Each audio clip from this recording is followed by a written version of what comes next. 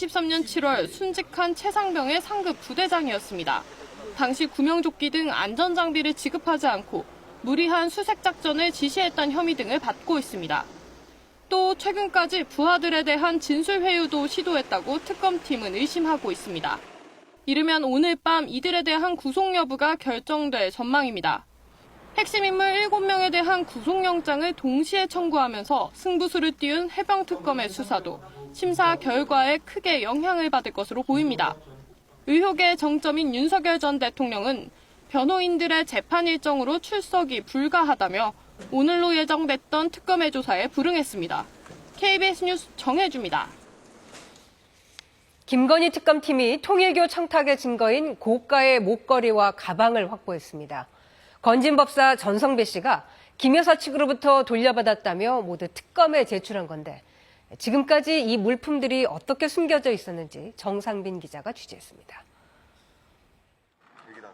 건진법사 전성배 씨의 법당, 수사관들이 통일교가 보냈다는 김건희 여사 선물을 수색합니다. 법당 비밀 공간도 다 수색하신 걸까요? 수차례 압수수색에도 통일교 측이 건넸다는 목걸이와 가방은 나타나지 않았습니다. 그런데 전 씨가 스스로 이 물품을 제출했습니다. 제출받아 압수하였고 그 일련 번호 등이 수사 과정에서 확인된 것과 일치함을 확인하였습니다. 2022년 7월 통일교 측으로부터 6천만 원대의 목걸이를 받은 전 씨는 서남 A씨를 지켜 쇼핑 봉투에 목걸이를 담아 김 여사 사무실 앞에 둔 걸로 알려졌습니다. 전 씨는 그동안 이 목걸이를 잃어버렸다고 주장하다가 지난 재판에서 전달한 게 맞다고 번복했습니다. 전 씨는 비슷한 시기 전달된 고가 가방도 유경옥 전 대통령실 행정관이 매장에서 또 다른 가방과 구두로 교환한 뒤 잃어버렸다고 했지만 아니었습니다. 전 씨에 따르면 김 여사 측은 이 물품을 받았다가 2024년 모두 돌려줬습니다. 전 씨는 이를 지인인 한 여성에게 맡겨두고 있다가 최근 특검에 제출한 것으로 전해졌습니다. 통일교 청탁을 알선한 게 아닌 단순 중간 전달자라고 강조하기 위한 걸로 보입니다. 어제 김 여사 재판에선 가방 교환을 지켜본 매장 직원이 바꿀 물품을 영상통화로 보여주는 것 같았다. 김 여사로 추정되는 걸걸한 목소리를 들었다고 증언하기도 했습니다. 특검팀은 구두 등의 사용감이 확연히 있다며 김 여사가 사용한 걸로 봤습니다. 김 여사 변호인단은 김 여사가 물품을 수령한 사실이 확인되지 않았다고 반박했습니다. KBS 뉴스 정상빈입니다. 김건희 여사가 종묘 차담의 논란에 이어서 이번에는 출입이 금지된 경복궁 근정전에 들어가 용상에도 앉았던 것으로 확인됐습니다. 국가유산 사적 유용 논란이 더욱 커질 것으로 보입니다. 윤보미 기자입니다. 조선의 법궁인 경복궁, 왕의 즉위식 같은 국가의식을 거행한 근정전은 경복궁을 상징하는 건물입니다. 평소에도 내부 출입이 엄격히 금지됩니다. 그런데 정기 휴궁일에 김건희 여사가 근정전 내부에 들어간 것이 확인됐습니다. 당시 상황 일지를 보면 김건희 여사를 지칭하는 VIP가 근정전과 경회루 등을 방문했다는 기록이 있습니다. VIP라고 표현된 분이 김건희 맞죠? 네, 맞습니다. 약 1시간 50분 동안을 가셨어요. 네, 맞습니다. 그죠? 국정감사에선 김 여사가 근정전 안에 있는 왕의 의자인 용상에 앉았다는 폭로까지 나왔습니다. 근정전 의자에 일반 민간인이 왜 앉았어요? 빨리 이야기해보세요. 누가 앉으라고 그랬어요? 저도 솔직히 뒤에서 수행하고 있어서 잘 모르겠습니다. 국가유산청은 김 여사가 광화문 월대 복원 행사 등을 위한 답사 차원에서 경복궁을 찾았다고 해명했습니다. 그러면서 김 여사가 용상에 앉았던 사실을 인정했습니다. 다만 근정전 내부 관람은 계획에 없었다고 덧붙였습니다. 국회 문체위는 오는 29일 종합감사에서 김 여사의 경복궁 방문에 동행했던 사람들을 출석시켜 해당 논란에 대한 추가 질의를 하겠다고 밝혔습니다. KBS 뉴스 윤보미입니다. 캄보디아에서 열린 국회 국정감사에서 지난 2년간 캄보디아 현지에서 접수된 납치 감금 신고 중 100여 건이 미해결 상태인 것으로 나타났습니다. 여야 의원들은 현지 공간의 안이한 대응이 피해를 키웠다고 질타했습니다. 프노펜에서 정유섭 특파원이 보도합니다. 캄보디아에서 한국인이 납치 감금됐다는 신고는 폭증 추세입니다. 지난해 220건에서 올해는 벌써 8월까지 330건, 이 가운데 100여 건은 아직 미해결 상태입니다. 직접 캄보디아를 찾은 국회 외교통일위원들은 실태 파악이 어렵다, 대응에 한계가 있다고 말하는 대사관을 한 목소리로 질타했습니다. 근무 시간 끝났다. 신분증 가져와라. 정확한 위치가 알아야지 뭐 조치를 할 수 있다. 이딴 식으로 해가지고 국민들 안전을 개팽개치니까. 우리 국민이 실종됐다, 납치됐다, 감금됐다. 220여 건이면은요. 정말 그때부터 벌써 나라가 들썩들썩 했어야 돼요. 이대로라면 지난 8월 대학생 박모 씨가 범죄 조직의 고문으로 숨진 것 같은 일이 또 일어날 수 있다는 겁니다. 이 사태가 또 생깁니다. 가능성이 난 높다고 봅니다. 저는 이 정부가 정말 너무나 안이하게 대응을 한다. 범죄단지에서 탈출한 한국인이 대사관에서 문전박대당했다는 KBS 보도와 관련해서도 지적이 이어졌습니다. 무조건 들어와가지고 일단 안에 피신시키고 해야 되는 거잖아요. 그래서 그러한 부분들을 저희 개선하기 위해서 계속 노력해 나갈 예정입니다. 실제 범죄단지를 둘러본 위원들은 추가 피해를 막고 현지 교민을 위해서라도 특단의 대책을 서둘러야 한다고 입을 모았습니다. 현재 이곳 교민들은 캄보디아 전체가 범죄의 온상으로 간주되고 있는 현실에 답답해하고 있습니다. 어제 현장 국감을 마친 위원들은 오늘 이런 교민들의 목소리를 직접 들을 예정입니다. 푸놈펜에서 KBS 뉴스 정윤섭입니다. 지인에게 사기 범행을 제안했다가 거절하자 캄보디아 범죄 조직에 팔아넘긴 일당에게 중형이 선고됐습니다. 법원은 주범에게 검찰 구형량보다도 높은 형량을 선고했습니다. 박서빈 기자가 보도합니다. 지난해 11월 수입차 매장에 가서 차대 번호를 알아오면 손쉽게 돈을 벌 수 있다는 제안을 받은 A씨. A씨가 이를 거절하자 협박이 시작됐습니다. 이 제안을 했던 건 캄보디아 보이스피싱 조직의 국내 조직원 신모 씨였습니다. 신 씨는 공범인 박모 씨 등에게 제안을 실행하지 않아 6,500만 원 손해가 생겼다며 이를 갚으려면 A 씨를 캄보디아로 보내라고 지시했습니다. 박 씨 등은 지난 1월 A 씨를 꿰어 함께 캄보디아로 갔고 현지에서 휴대전화와 여권 등을 빼앗은 뒤 범죄 조직에 넘겼습니다. A 씨는 결국 20일 넘게 감금됐습니다. 개인정보는 보이스피싱 범죄에 이용됐고 계좌에 있던 돈을 빼앗기기도 했습니다. 범죄 조직은 A 씨에게 다른 피해자들이 고문을 당하는 동영상을 보여주며 협박했습니다. A 씨의 극적인 탈출로 수사에 착수한 검찰은 신 씨를 붙잡아 재판에 넘기고 징역 9년형을 구형했는데 법원은 이보다 높은 징역 10년형을 선고했습니다. 1심 재판부는 캄보디아 조직원들과 공모한 죄질이 매우 나쁘다며 제때 구출되지 않았다면 얼마나 큰 고통을 겪었을지 가늠하기 어렵다고 했습니다. 박 씨 등 공범 2명에게도 불법 행위를 한다는 사실을 인식할 수 있었다면서 각각 징역 5년형과 3년 6개월형을 선고했습니다. KBS 뉴스 박서빈입니다. 우크라이나 종전 논의를 위해 푸틴 러시아 대통령과 만나기로 했던 트럼프 미국 대통령이 회동을 전격 취소했습니다. 지금 만나는 게 적절치 않다는 이유인데 추가 제재를 발표한 미국의 압박에 러시아는 핵 훈련에 나서며 무력 시위를 벌였습니다. 양민혁 기자입니다. 트럼프 미국 대통령이 푸틴 러시아 대통령과의 회동이 적절치 않다며 취소한다고 밝혔습니다. 2주 안에 헝가리에서 만나자며 전화통화로 합의한 뒤 불과 엿새 만에 입장을 바꾼 겁니다. We canceled the meeting with President Putin. It didn't feel right to me. It didn't feel like we were going to get to the place we have. 우크라이나 종전 논의를 놓고 러시아와 핵심 쟁점에서 이견이 좁혀지지 않은 상황. 앞서 트럼프는 현재 전선에서 일단 휴전부터 하자고 제안했습니다. 하지만 러시아가 도네츠크 등의 통제권을 가져야 한다는 기존 입장을 고수하며 반대하자 회동 취소로 푸틴 압박에 나선 걸로 보입니다. 미국은 러시아에 추가 제재도 발표했습니다. 러시아 최대 석유기업 2곳을 제재 대상에 올리며 즉각 휴전에 나서라고 경고했습니다. 우크라이나 지지를 위해 백악관을 찾은 나토 사무총장과 만난 자리에서 트럼프는 다음 주 시진핑 중국 국가주석과 러시아산 석유 수입 중단 등 관련 문제를 논의할 거라고 밝혔습니다.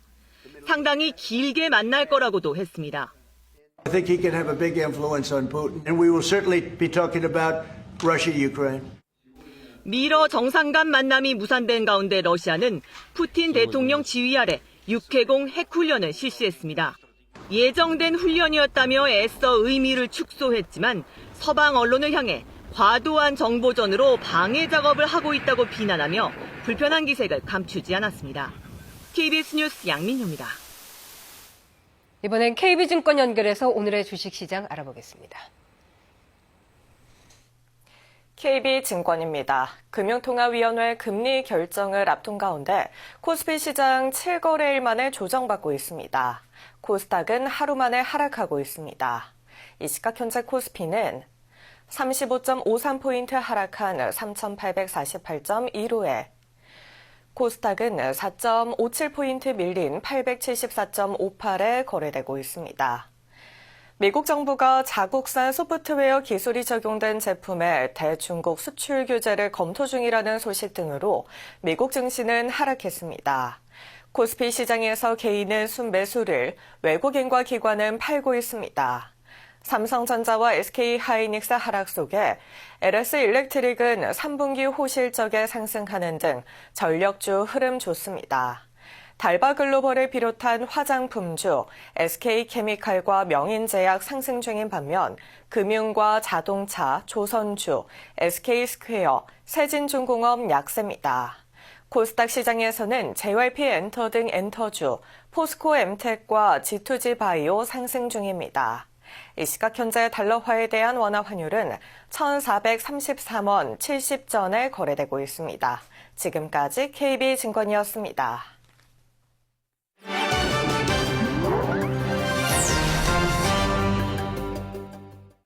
일본에서 이색적인 인력거 경주대회가 열렸습니다.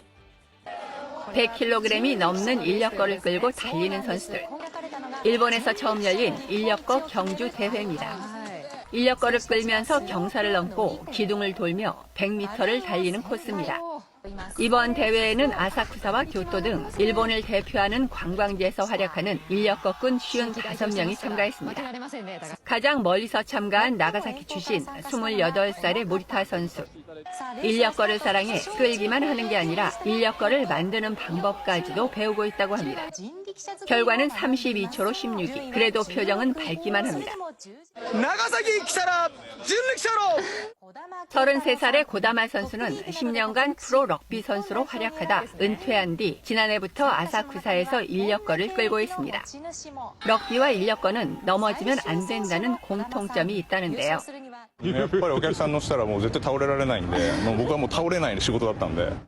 28초대의 결승선을 통과한 고다마 선수는 아쉽게도 2위를 차지했습니다. 우승은 27초대를 기록한 아사쿠사 인력거꾼 고바야시 아유무가 차지했습니다. 워싱턴 DC의 한 레스토랑. 문을 열고 들어선 손님들이 제일 먼저 하는 일은 다름 아닌 휴대전화 봉인입니다. 직원이 건네주는 자석 파우치에 휴대전화를 넣고 닫으면 손님은 그 파우치를 직접 들고 다닐 수 있지만 스스로 열 수는 없습니다. 전화를 써야 한다면 직원의 도움을 받아 밖에서만 사용할 수 있습니다. 처음엔 불편해하던 손님들도 곧 익숙해졌습니다. I like my phone. I like seeing, my messages and emails and things come through. But sometimes you gotta unwind. 디지털 시대에 디지털 디톡스를 실천 중인 이 레스토랑의 사장은 한 유명 요리 경연 프로그램의 우승자 록하퍼 셰프인데요. 휴대전화에 지나치게 의존하던 자신을 반성하며 사람들과 직접 교류할 수 있는 공간을 만들었다고 합니다. Just told me I was crazy as hell. We as human beings need offline spaces to commune and convene and 하퍼 셰프는 휴대전화 대신 대화와 웃음, 그리고 사람의 온기를 느낄 수 있는 레스토랑을 만들고 싶다는 포부를 밝혔습니다. 중국 간수성 란저우 야생동물원에서 태어난 아기 판다가 생후 한 달이 됐습니다. 간수성에서 인공사육 중인 판다가 낳은 첫 번째 판다입니다. 분홍빛을 띤 몸에 어른 손바닥만한 크기로 태어난 수컷 아기 판다. 출생 당시 몸무게는 고작 100g, 하지만 생후 한 달이 지난 지금은 1.3kg으로 늘었습니다. 사지와 어깨, 눈 주위에 검은색과 흰색 털무늬도 또렷해졌습니다. 이제 인큐베이터에서도 나올 예정입니다. 사육사들은 육아 경험이 없는 어미 판다 말란을 대신해 팀을 꾸려 24시간 교대로 새끼 판다를 돌보고 있습니다. 我们每5天会给它测一次它的生长指标，然后每天都会进行称重。它现在体重还有它的身体状况，都是比较健康。 동물원 측은 그동안 사육 중인 판다의 번식을 위해 중국 판다 연구센터의 지도를 받아 많은 노력을 기울여왔습니다. 깐수성 주민들은 지역에 새로운 스타가 탄생했다며 새끼 판다의 성장을 함께 지켜볼 기대에 한껏 부풀어 있습니다. 튀르키예 남동부 디야르바키리의 외곽마을. 달궈진 쇠를 망치로 다듬고 있는 이 노인은 대장장이 라마진 씨입니다. 말과 노새, 당나귀의 발굽을 보호하는 편자를 만드는 장인입니다.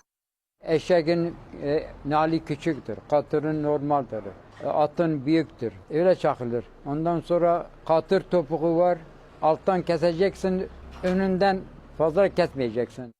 다듬은 편자를 말 발굽에 끼울 때는 말의 체중과 발굽의 각도까지 고려해야 합니다. 올해 72살의 라마젠 씨의 망치질은 벌써 50년을 넘겼습니다. 자동차나 트랙터도 없고 누구나 말을 타던 시대에는 없어서는 안 될 중요한 직업이었지만 ize 이 일대에선 라마젠 씨가 유일한 대장장입니다. Hazır o da zaten tek örnektir. Tek bu işi bilendir. Yıllardır bu mesleği burada icra ediyor. Kendisini seviyoruz, değerli bir abimizdir. 한때 튀르키예에선 대장장이 학교까지 있을 정도였지만 이제는 직업으로 지속되기 힘든 전통 기술로 인식되고 있습니다. KBS 월드뉴스입니다. 10.15 부동산 대책 발표 이후 정책을 주도한 정부 고위직 인사들에 대한 비판이 커지자 이상경 국토부 차관이 어제 공개 일정을 취소했습니다. 강남 다주택자 지적을 받고 있는 이찬진 금융감독원장은 집을 자녀에게 양도할 거라고 밝혔습니다. 이세준 기자입니다. 이상경 국토부 차관은 지난해 30억 원이 넘는 성남 분당의 아파트를 배우자가 전세 낀 매매, 갭 투자한 걸로 드러났습니다. 입주 시기가 맞지 않아 불가피했다는 해명에도 비판은 사그라지지 않았습니다. 11호 대책 토지거래 허가 구역으로 지정돼 갭 투자가 원천 차단됐는데 정작 당사자는 갭 투자로 집을 샀다는 지적입니다. 고가주택에 대한 투기적 수요도 차단할 수 있기 때문에 저희가 봤을 때는 시장 안정에 꽤 크게 기여하지 않을까.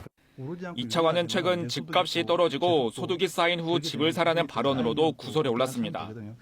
여론을 의식한 듯 당초 어제 서울 공공주택 공급 지역을 방문하려던 일정을 돌연 취소했습니다. 국토부 관계자는 다음 주 국정감사를 준비하느라 일정을 조정했다며 국감 때 질의가 나오면 설명하지 않을까 싶다고 말했습니다. 서울 서초구의 아파트 2채를 보유한 이찬진 금융감독원장은 강남 다주택자 논란에 직면했습니다. 이 원장은 송구하다며 한두 달 안에 정리하겠다면서도 자녀에게 넘기겠다는 뜻을 밝혔습니다. 제 자녀한테 양도할 국민들이 법감정에 잣대에 맞지 않다는 것 받아들이겠습니다. 구윤철 경제부총리와 2억 원 금융위원장 등이 서울 강남의 재건축 아파트를 소유한 사실도 재조명받고 있습니다. 정부의 강도 높은 규제 정책과 맞물려 고위 공직자들의 부동산 보유 실태에 대해 이중적이라는 여론의 비판은 점점 커지고 있습니다. KBS 뉴스 이세중입니다. 밤사이 경기도 남양주와 시흥의 아파트에서 불이 났습니다. 충남 보령의 숙박시설에도 불이 나 투숙객 80여 명이 대피하기도 했습니다. 밤사이 사건 사고 이호준 기자입니다. 아파트 창문 밖으로 화염이 거세게 솟구칩니다. 화염으로 인한 연기가 위층으로 올라갑니다. 어젯밤 10시쯤 경기도 남양주시 오나무배 한 아파트 14층에서 불이 났습니다. 좀 심하게 불이 나가지고 막 터지는 소리도 많이 나고 터지는 소리가 여러 번 났거든요. 안에서 뭐가 터지는 소리. 불은 약 70분 만에 꺼졌지만 아파트 주민 36명이 대피했습니다. 14층과 15층 주민 6명은 연기를 마셔 병원으로 옮겨졌습니다. 소방당국은 전기장판에서 불이 시작됐다는 주민 진술을 확보하고 정확한 화재 원인을 조사하고 있습니다. 집안 내부가 온통 검게 그을렸습니다. 어젯밤 11시쯤 경기도 시흥시 정왕동의 한 아파트 1층에서도 불이 났습니다. 불은 1층에서 번지지 않고 20분 만에 꺼졌지만 주민 36명이 대피하고 연기를 마신 11명은 병원으로 옮겨졌습니다. 화재 신고자가 김치냉장고에서 불이 시작됐다고 진술한 가운데 소방당국은 정확한 화재 원인을 조사하고 있습니다. 어제 저녁 6시 20분쯤 충청남도 보령시 대천해수욕장 인근 숙박시설에서도 불이 났습니다. 숙박시설 4층에서 난 불은 객실 1개를 태우고 25분 만에 꺼졌습니다. 투숙객 81명은 불이 난 직후 대피해 인명피해는 없었습니다. KBS 뉴스 이호준입니다. 어린 딸을 데리고 산책 중이던 30대 여성이 중학생들이 몰던 전동 킥보드에 치여 중태에 빠졌습니다. 가해 중학생들은 면허도 없는 상태였는데 이런 사고가 끊이질 않고 있습니다. 여소연 기자입니다. 인도 위에서 나란히 손을 잡고 걸어가는 엄마와 아이. 갑자기 전동 킥보드 한 대가 빠른 속도로 아이를 향해 달려오자 아이를 지키기 위해 몸을 던진 엄마는 킥보드에 부딪혀 그대로 쓰러집니다. 둘째 딸아이가 뭐 하나 먹고 싶다고 해서 이제 솜사탕을 사서 편의점에서 나오는 길에 보도블럭에 너무 머리를 세게 부딪혀서 사고 직후 병원으로 옮겨졌지만 여전히 의식을 되찾지 못하고 있습니다. 단란했던 네 가족의 일상은 한순간에 뒤바뀌었습니다. 제가 표현은 안 하지만 트라우마가 저는 마음으로 느껴지거든요. 와이프가 애들한테 엄청 잘해줬거든요. 반드시 회복할 거라고 믿고 있고. 사고를 낸 중학생 2명은 킥보드 한 대에 함께 타고 있었는데 1인 탑승 원칙을 지키지 않은 건 물론 원동기 면허도 없었습니다. 모두 불법입니다. 사고 현장 인근에 있는 공유 전동 킥보드입니다. 면허 인증 없이 대여할 수 있는지 한번 확인해 보겠습니다. 면허를 등록하라는 안내 문구는 나오지만 다음에 등록하겠다는 버튼을 누르자 바로 탑승이 가능합니다. 원동기 면허는 만 16세 이상만 딸 수 있지만 면허 없이도 전동 킥보드를 쉽게 이용할 수 있는 겁니다.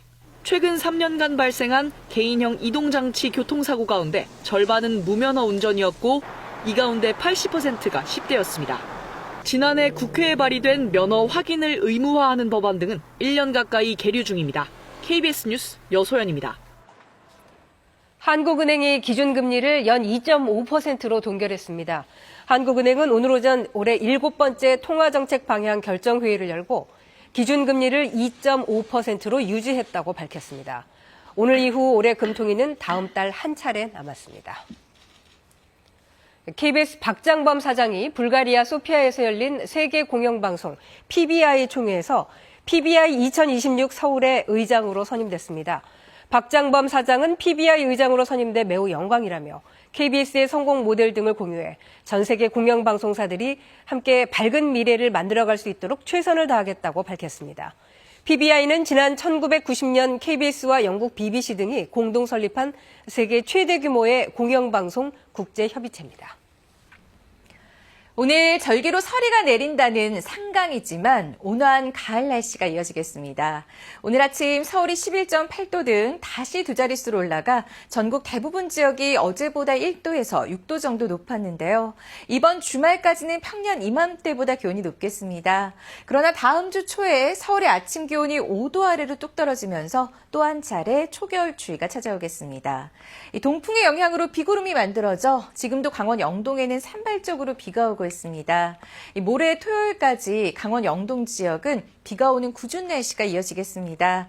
일단 내일까지 예상 강수량은 강원 영동에 20에서 80, 많은 곳은 100mm가 넘겠고요. 울릉도와 독도에 10에서 50, 경북 북동산지와 경북 동해안에 5에서 20mm 정도입니다. 그 밖의 지역은 가끔 구름만 끼겠습니다.